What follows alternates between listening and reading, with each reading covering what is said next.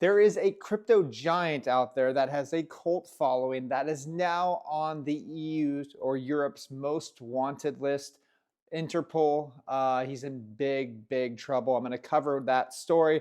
But first, we have U.S. House passes spending bill to avoid a government shutdown.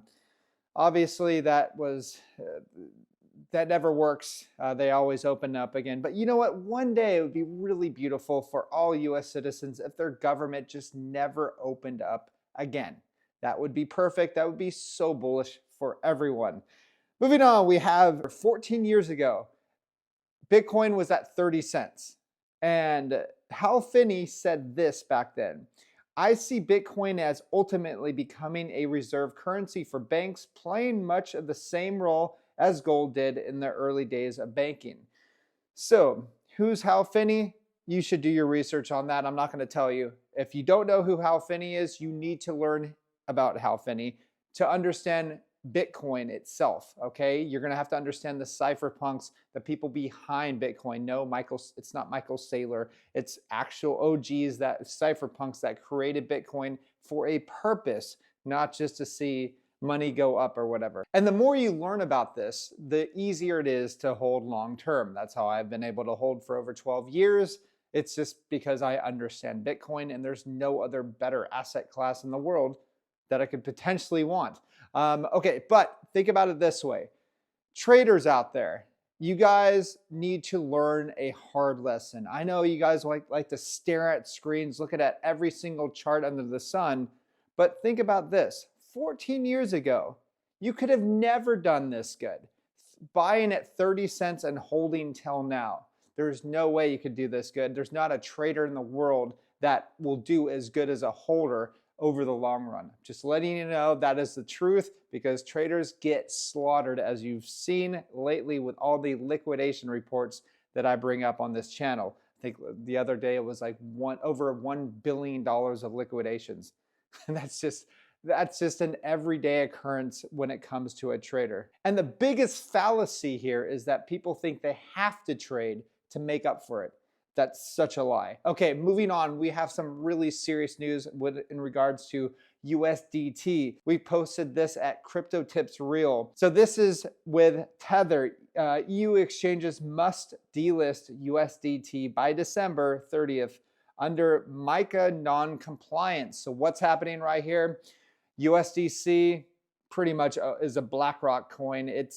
It's actually morphing into what we could say a central bank digital currency.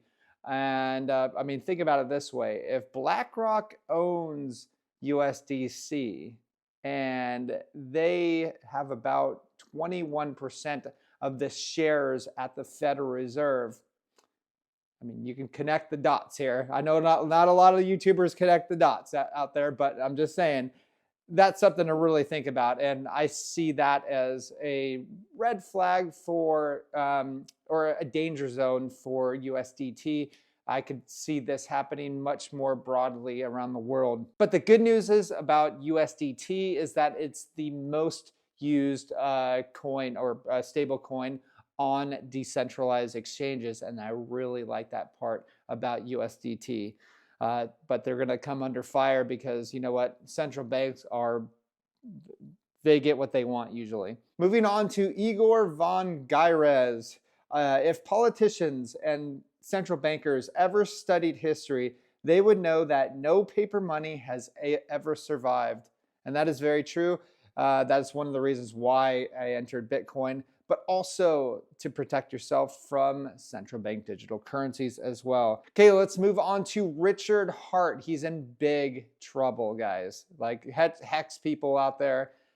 You know, this is one of the reasons why it's really bad to have a CEO, okay? This is why I like Bitcoin. You can't go after Satoshi. We don't know where Satoshi is. And I know a lot of hex people, they really love Richard Hart, but you should never love a CEO of anything, okay? And this is point being right here. Interpol has issued a red notice for Hex founder Richard Hart.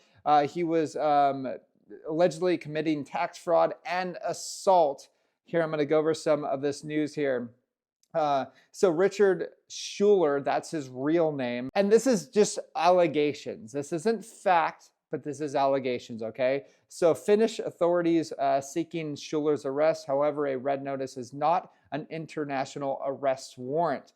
Schuler was also listed on Europe's most wanted fugitives list, where the same allegations went into more detail. It's alleged that Schuler physically assaulted a 16-year-old victim by grabbing their hair, dragging them into the stairwell, and knocking them to the ground. Hart is suspected of tax evasion between June 2, 2020 and April 2, 2024. On September 18th, Cointelegraph reported that Helsinki police detectives told that Hart's income reporting did not match tax service estimates. Schuler has not commented publicly on the red notice. However, he has remained active on social media and has made comments that appear to allude to this matter. Also, Hart has requested a dismissal of the $1 billion lawsuit, but the SEC commissioner pushed back, arguing that it has full authority to bring the case against Hart. So this is one of those things where, you know, Hex took a beating today. And just one more, you know, reminder out there is that that's why I'm so bullish on Bitcoin. They don't have a CEO. So, you know, people usually gravitate towards people that are a hero, but in a decentralized economy, that doesn't work. Like you shouldn't have an idol or like somebody like a leader guy. That's not how decentralization works. Just letting you know, that's not how Bitcoin works. That's not how Monero works or anything like that. So just letting you guys know, leave your comments below. I love to hear the hate from all the Hex people because you know you love Richard Hart, but this is your lesson to be learned. Bye-bye.